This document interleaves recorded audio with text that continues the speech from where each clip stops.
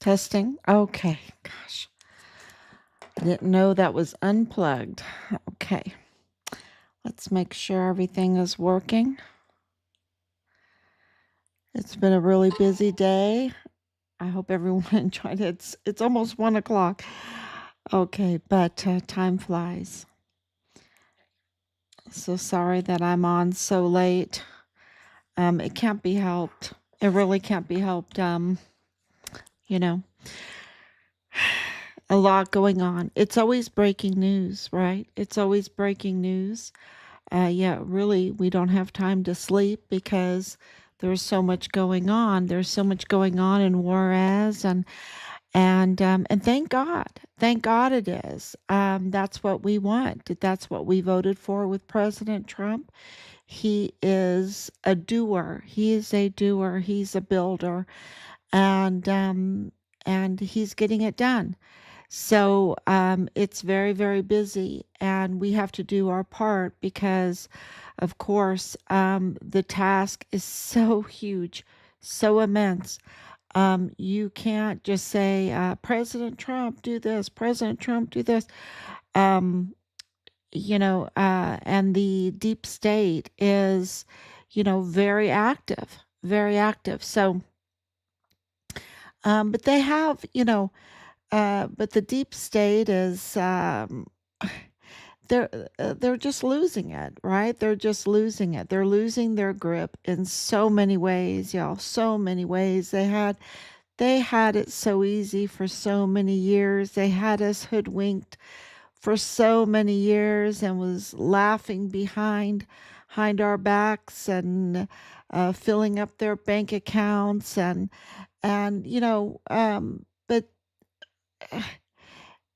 but now they're losing it because there is no foundation. Their foundation is sand, and the sand is washing away, and they're just unsteady, right? They're just very unsteady, and they're very obvious. They're very obvious. Um, you can tell someone that can't stand on their own 2 feet anymore. They have to live by deception.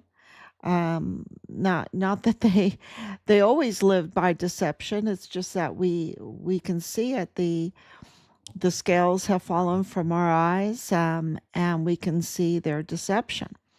And so let's get started. 1,917 days, I believe. I put it up. Thank you, Anicia, for coming on so late because so much is going on. So much. Let me make sure that I'm giving you the right. Yeah, 1,917 days. Since Richard was forcibly removed from his barracks room there on Fort Bliss, and he was forcibly taken to the arms room. Arms room.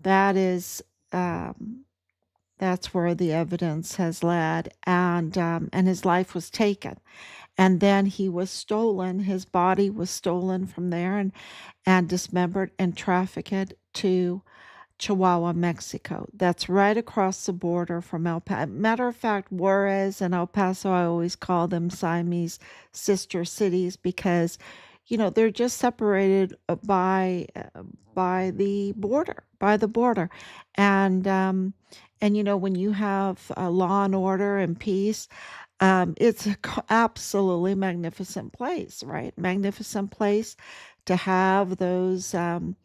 That Tex-Mex, the Tex-Mex, cultures, and of course, both of them are ancient cities, and that's why there's all the tunnels that they have misused now for trafficking.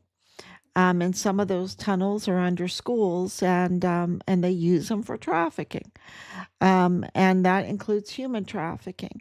And they traffic anything that's not bolted down, and they'll traffic all kinds of substances. And everybody's kind of got that now. 5 years. The response that we have gotten back is that they totally understand about the trafficking, and they traffic it off of Fort Bliss. They absolutely trafficked weapons and ammunition and anything that wasn't bolted down. And they took advantage of our volunteer sons and daughters. They took advantage of them. And not only that, they even tried to compromise them, right? They tried to lead them down an illegal path so that they would have records so that they could carry out their trafficking and all of their uh, criminal schemes with limited amount of whistleblowers. Because if these soldiers, if those that are coming into the El Paso borderland area are quickly compromised also, then they can't become whistleblowers because their witness testimony, their reports are unreliable. Okay, they're unreliable because they have engaged in criminal activity. Like that's why they were bringing these 14-year-old girls to live in the barracks on Fort Bliss for 4 months, 4 months, being pimped out. Um, and that was one the stepdaughter of one of the gate guards. So DES Thomas Kane absolutely knew about what was going on, and they would bring substances, and they just had chaos. They had chaos, very bad leadership on purpose. On purpose, they broke the rules on purpose. They they did not have esprit de corps. My dad kept telling me that, and I was like, okay, what? And now I understand what he was saying, because without esprit de corps, there's no discipline, there's no rules and regulations being followed.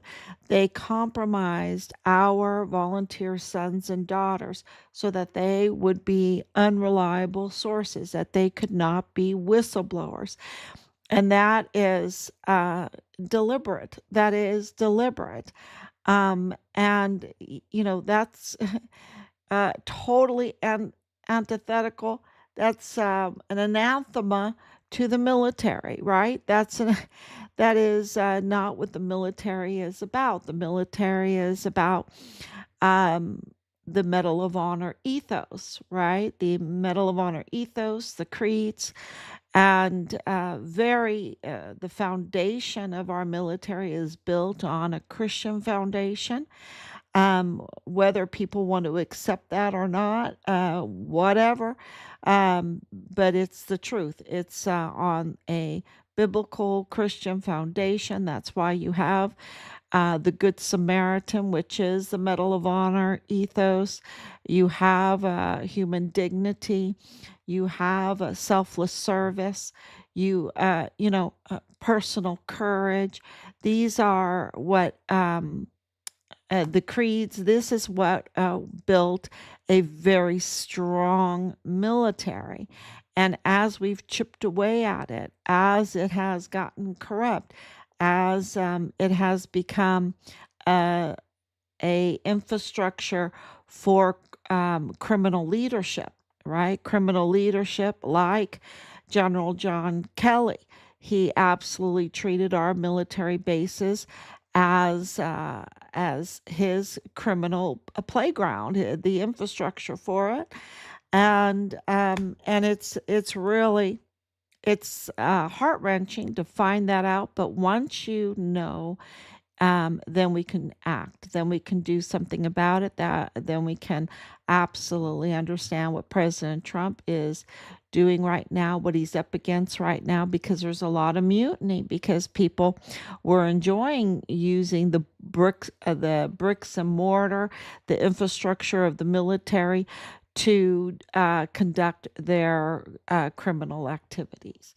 And um, and then, of course, if they used our military installations to do that, did they use our agencies and our institutions? And now we know by Arctic Frost investigation that they did do that,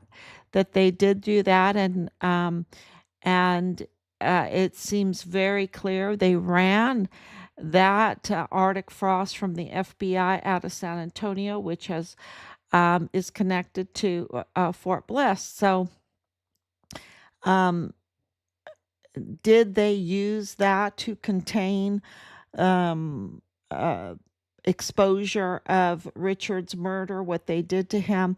Did they use it to uh, interfere in the case? Did they use it to tamper in the case? Apparently, all indications show that that's exactly what Arctic frost was for. What Arctic frost was for. Was it only Richard? Of course not.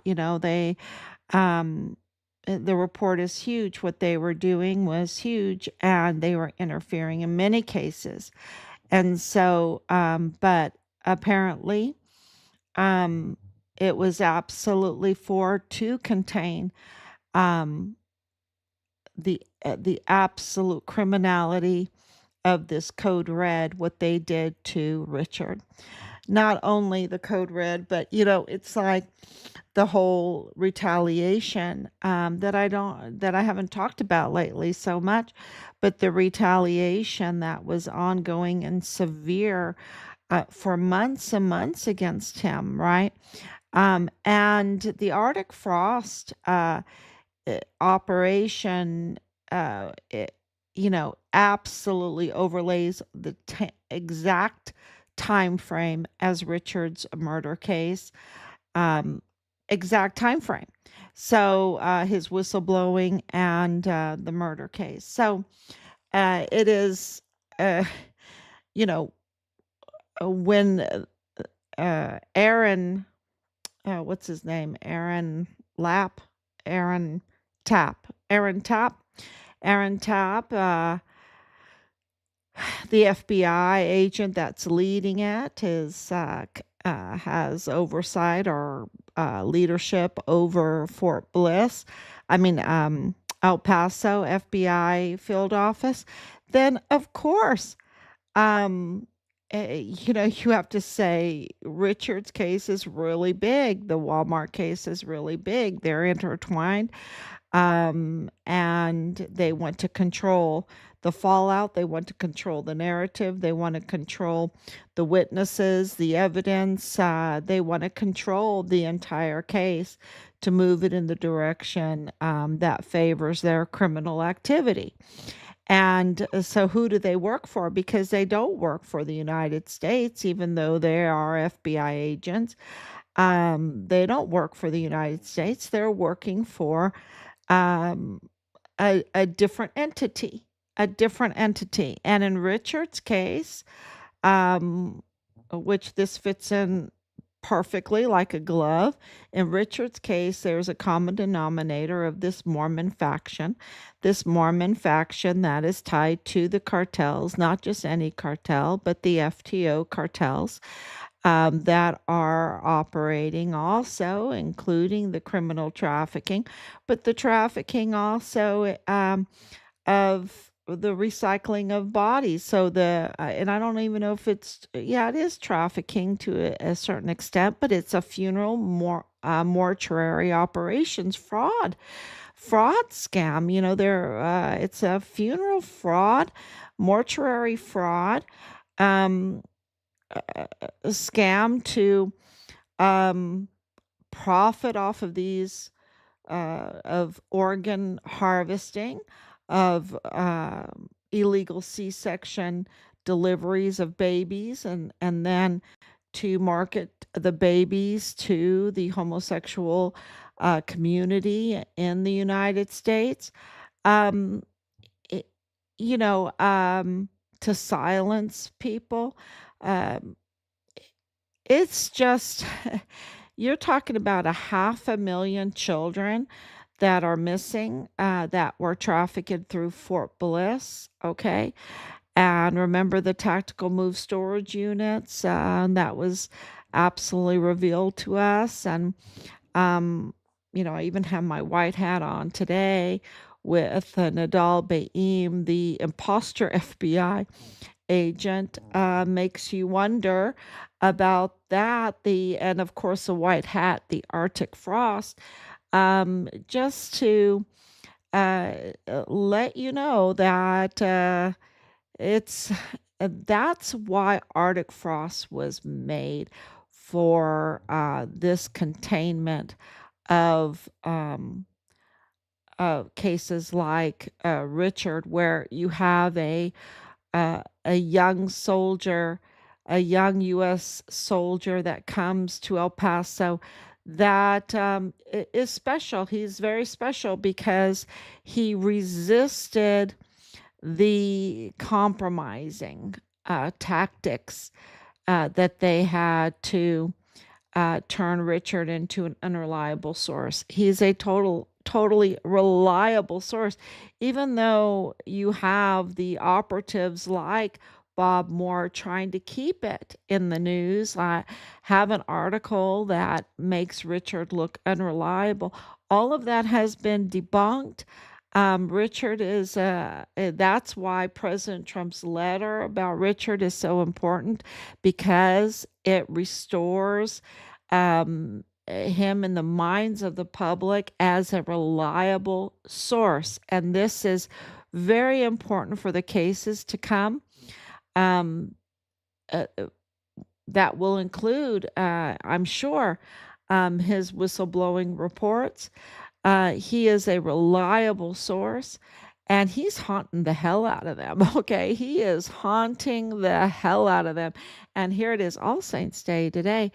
Yeah, what a great day to haunt them. I don't like the Halloween haunting, even though my grandchildren had a really good time um, having their fun. But, the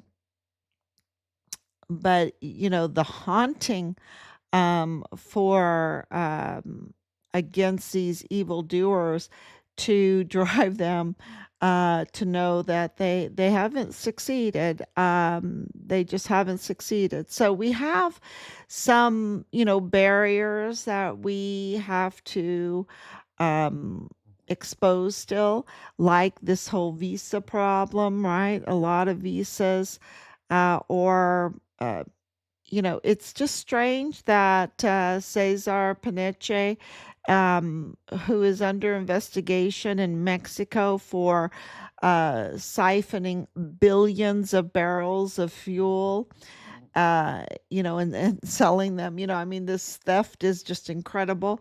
That he is hiding in the United States. It's why are we letting him reside in the United States?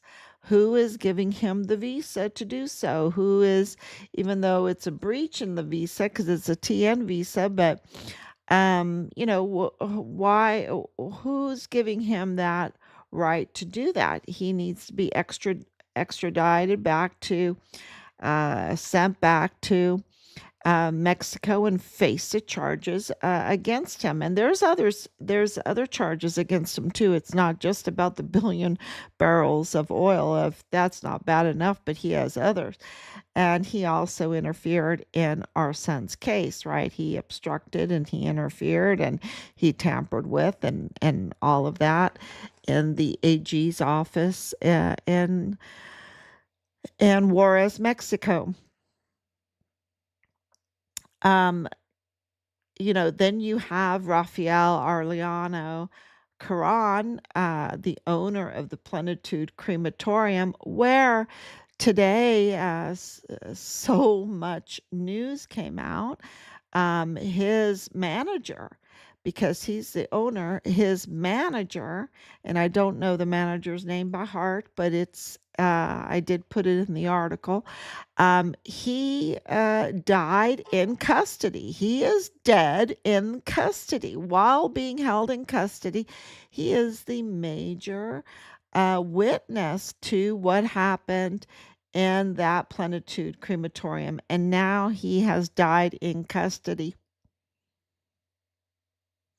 Um, the people, the victims' families, are absolutely outraged. Um, And where is the autopsy, right? Where is the autopsy? Where is the investigation?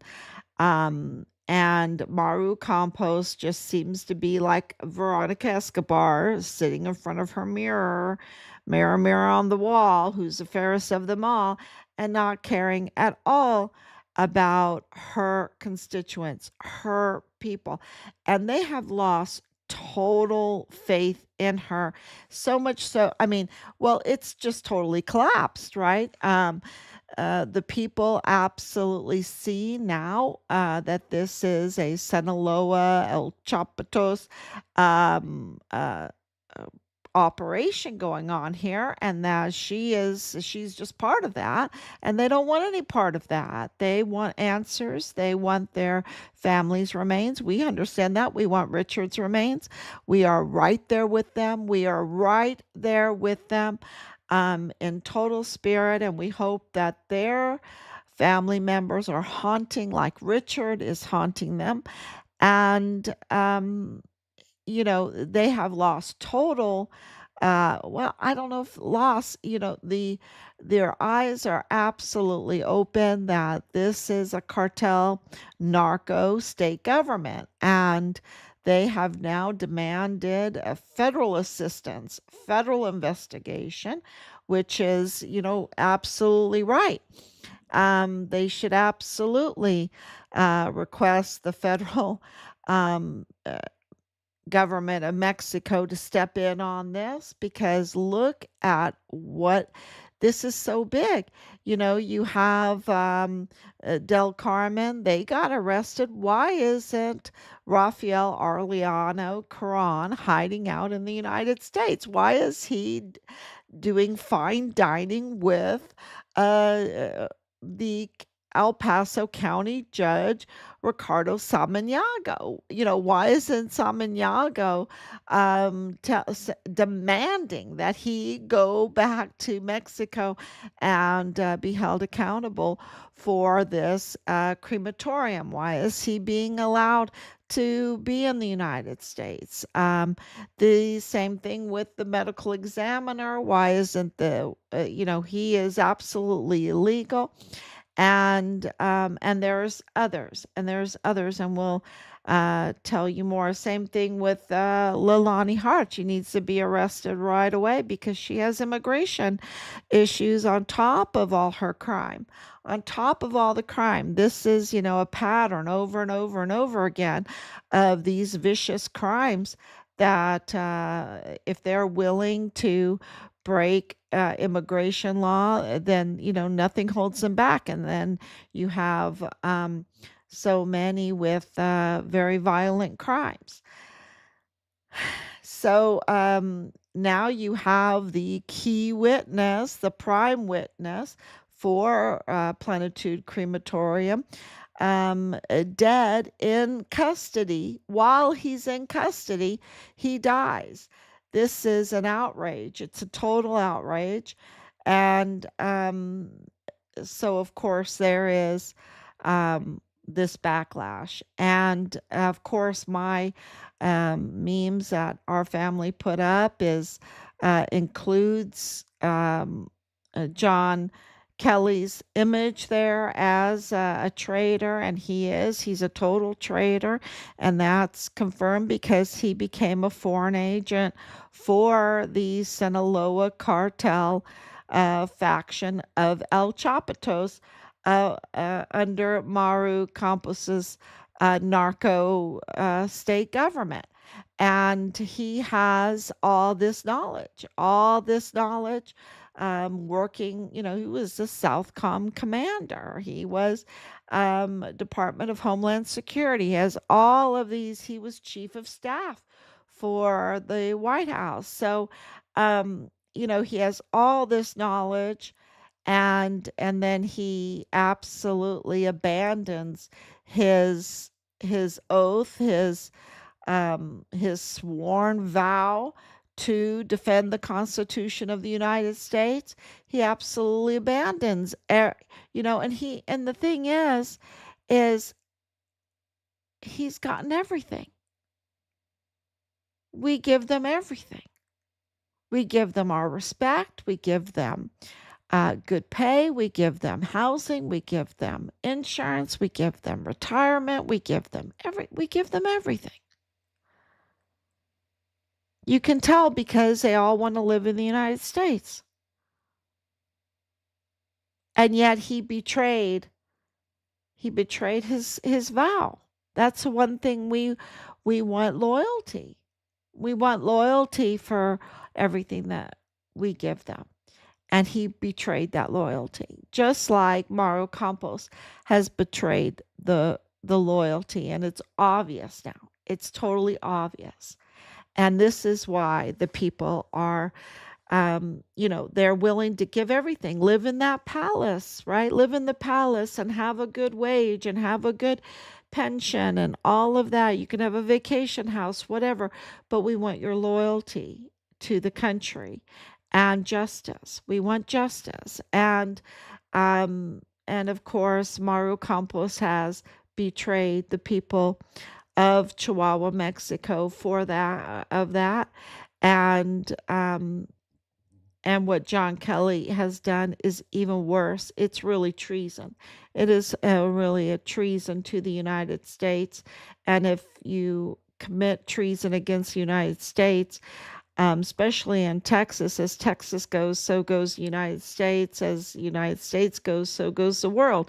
So it becomes a really, really bad crime, what he did, the betrayal. So this and that should also corroborate why Arctic Frost absolutely um, cared about Richard's case, okay? To interfere, to compromise, to obstruct, to shut it down. It was really a miracle. We worked very, very hard to keep Richard's case out of cold case, out of Arctic Frost, um, out of the cold case unit, and they just did their darndest to try to put it in there. And with all of the evidence, and the evidence was so overwhelming that we kept going and going and going, and every day new evidence. And uh, so they lost, because we kept going and going and going because of you, because of all of you. And I want to say thank you so much, but we're not done yet. Do not hang your hat up yet. Put your hat on, put your boots on, put your gloves on. We're still working very hard because we have gotten very, very far. We're in vicious negotiations for the repatriation of Richard's remains. And you see that in conversations right now, that they're bringing out conversations about the repatriation of veterans' remains. That's not by mistake, y'all. That is not a coincidence. That is absolutely on purpose to make sure Americans know that it is a duty. It is a duty of any civilized country to fight for the remains of their citizens, of their service members, of those that serve in our military. And so this is the narrative that is absolutely necessary to remind Americans and remind the world that we are going to do this. And you're hearing it everywhere right now. If you're watching, um, alternative news channels, you're hearing it everywhere that they are absolutely focused on bringing home um, remains and remains of soldiers, of service members. So we are in these vicious negotiations, and to make sure that we are fight ready, they're reminding us of that's what we have to be. We have to be fight ready. And what do I mean by that? For the negotiations and for the exposing of these criminals that put barriers up in getting those remains sent back home. And so, and there are some that just don't want us to have Richard's remains or, other soldiers' remains. So they do put those barriers up, and that's something that we have to, recognize is going to happen, and we are doing our darndest to expose, uh, to eliminate those barriers, right? To expose what's going on so that those barriers are weak and can't stand, and so that we can get our son's remains home. I hope that makes sense to everybody, because there is a deep state, okay? There is a deep state. And in Richard's case, that deep state is a Mormon faction cartel tied entity, criminal trafficking network, and it is tied to Soros, tied to even has Chinese elements to it. Um, of course, you remember what happened in California. They arrested the Chinese illegal that was here, let their visa run out, and they stayed here, and they were shipping things to North Korea out of El Paso. So this is all has these elements to it, and we're very transparent to everybody to let you know um, what we're doing behind the scenes, to um, bring down these barriers that are keeping our son from coming home. So that is huge news today. This whole article, and I know I did it pretty quick, like in 30 minutes, but it's been a real day to understand the whole Arctic frost thing, right? Because really the news is kind of presenting it as something where they're spying on um, the officials in Washington, D.C. But when you look into it more closely, it's much more than that.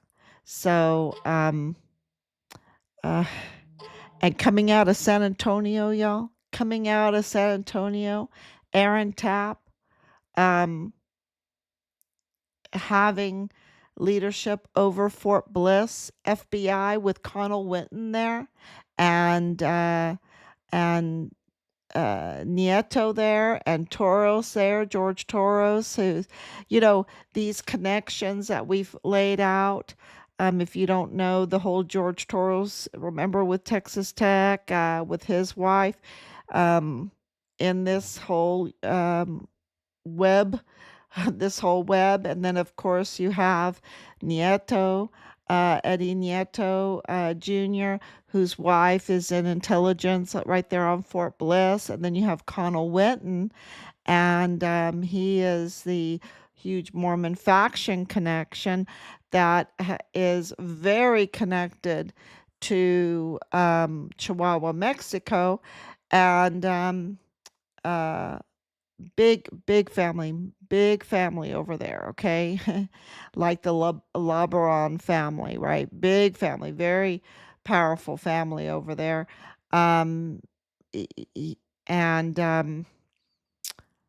of course, his wife was responding on J6 in a way that wasn't very patriotic, I would say, not patriotic at all, not defending the Constitution, not having a knowledge of the Constitution, and that's all coming out to the whole J6 thing. So, when you put all the pieces together, you can see that their loyalties are with foreign and domestic enemies of the United States, of the Constitution. And anybody like, in a very good example is General John Kelly. Anyone that has been given everything that he has been given, I mean, Saus und sorry. It is, it chokes you up. But he has been given everything, Saus und Braus, right? What my Oma would say. Everything, champagne, houses, everything. And to betray his vow, his oath, to defend the Constitution from foreign and domestic enemies, and to join them as a foreign agent, as a security advisor for Mauro Campos, that is a total narco government, and you see it very clear right now. And to know that the Pan Party, which she's part of, is a Chapitos faction of the Sinaloa cartel, and is totally connected to Plenitude Crematorium, totally connected to this she devil. For General John Kelly to do something like that is just, well, textbook treason. Textbook treason. And, I think that is a really good example, and he also interfered in our son's. He was a major player in interfering with our son's case, and, of course, then connected to this whole Arctic frost thing. So, operation. Operation. They had an op ord for that, right? They had an op ord for that. They had a mission for that. Yeah, of course they did. So thank you so much, everybody. And all of this is coming out because of you, because of all of you paying attention, sharing, liking. And that is really, really important. It's kind of like the little fish that's getting eaten up by the sharks, but then all the little fish get together and they form one big fish, and then the shark just has no chance at all. And so that's why together we are uh, just we're winning. We're winning. Together we're winning. And that's why they always try to divide us, because together we're winning. And thank you so much. God bless you. And I will be back tomorrow. God willing.